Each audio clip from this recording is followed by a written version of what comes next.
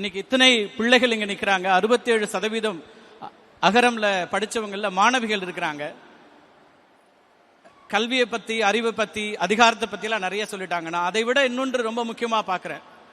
Sivakumar sir என்ன செஞ்சிருக்காங்க, Surya sir என்ன செஞ்சிருக்காரு, கார்த்தி சார் என்ன செஞ்சிருக்காரு, நண்பன் ஞானவேல் ரொம்ப பெருமையா இன்னைக்கு நிகழ்ச்சியா இருந்துச்சு எனக்கு அவரை மேடையில பார்க்கும்போது. ஜெயஸ்ரீ ஆகட்டும், இவங்கெல்லாம் செஞ்ச மிக முக்கியமான ஒன்று இருக்கு.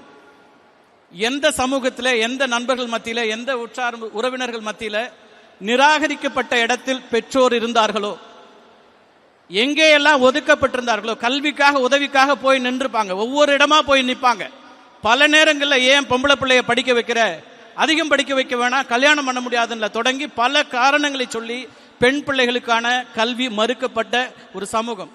அங்க இத்தனை பிள்ளைகளை நாம கொண்டு வந்திருக்கிறோம். இந்த பிள்ளைகளுடைய கல்விங்கிறது வெறும் கல்வி அல்ல, அவங்களுக்கு மிகப்பெரிய ஒரு சுயமரியாதையை ஏற்படுத்தி கொடுத்துருக்கு. எங்க நிராகரிக்கப்பட்டார்களோ, எந்த சமூகத்தில் நிராகரிக்கப்பட்டார்களோ, அங்க தலை நிமிர்ந்து நடப்பதற்கான ஒரு நிலையை நீங்க உருவாக்கி இருக்கீங்க. 6700 குடும்பங்கள் வெறும் கல்வி பெறல, நமக்கான சுயமரியாதையை பெற்றிருக்கிறோம். இந்த கல்வியின் மூலமாக ஒரு அதிகாரம் கிடைச்சிருக்குது. அந்த அதிகாரத்தின் மூலமாக நான் தலை நிமிர்ந்து நடக்கிறேன்னு நம்ம பிள்ளைகள் போகும்போது எந்த இடத்துல ஒதுக்கப்பட்டாங்களோ அந்த பெற்றோர் அவ்வளோ தலை நிமிர்ந்து நடக்கக்கூடிய ஒரு சுயமரியாதையை நீங்க கொடுத்துருக்கீங்கிறதா நான் ஆகப்பெரிய விஷயமா பார்க்கிறேன். அகரம் கொடுத்ததோ, சூர்யா சார் கொடுத்ததோ, சிவகுமார் சார் கொடுத்ததோ கல்வி மட்டுமல்ல, அந்த பிள்ளைகளுக்கு, அந்த குடும்பத்திற்கு, இந்த சமூகத்தில் மிகப்பெரிய அந்தஸ்தையும் அதன் மூலமாக ஒரு சுயமரியாதையும் ஏற்படுத்தி கொடுத்துருக்கீங்க. அதற்கு என்னுடைய நன்றியும் வாழ்த்தும். மிகப்பெரிய ஒரு வேலை அது.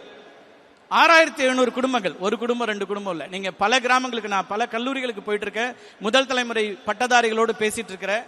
எல்லா இடங்களிலும் நான் பேசுற எல்லா இடங்களிலும் இந்த கல்வியை பெறுவதற்கு அவங்களுக்கு இருக்கக்கூடிய சவால்களை சொல்றாங்க. அதுக்கப்புறம் அந்த பிள்ளைகளுக்கு ஒரு பெரிய கனவு இருக்கு, அப்பா அம்மாவுக்கு என்ன செய்யணும்னு ஆரம்பிச்சு பல விஷயங்களை வச்சிருக்கிறாங்க. அந்த கனவுகளுக்கான குறைந்தபட்சமா அந்த அப்பா அம்மாவுக்கான ஒரு சுயமரியாதையை ஏற்படுத்தக்கூடிய ஒரு கல்வியை கொடுத்துருக்கோம். அகரம்ல இருந்து 2 விஷயம் நான் எடுத்துக்கிறேன். என்னுடைய தொடர்ச்சியா நான் பேசக்கூடிய எல்லா இடங்கள்லயும் கல்வி சொல்லல்ல ஆயுதம், இதான் என்னுடைய தலைப்பா வச்சிருக்கிறேன். கல்வியே ஆயுதம் தான், வேறு வார்த்தைகள்ல பேசிட்டு இருக்கிறேன். இந்த கல்வி அப்படிங்கிறது அதை தாண்டி இன்னொரு விஷயத்த சொல்லுது. சூர்யா சார் சொன்னாரு, அகரத்துடைய ஒன்லைனர் அது அறம் செய்ய விரும்பு. அன்பா, அறிவா, அறமா அப்படின்லாம் பட்டிமன்றம் நடத்துவாங்க. நான் எப்போதுமே நம்பக்கூடிய ஒன்று, அறம் ஆக சிறந்தது.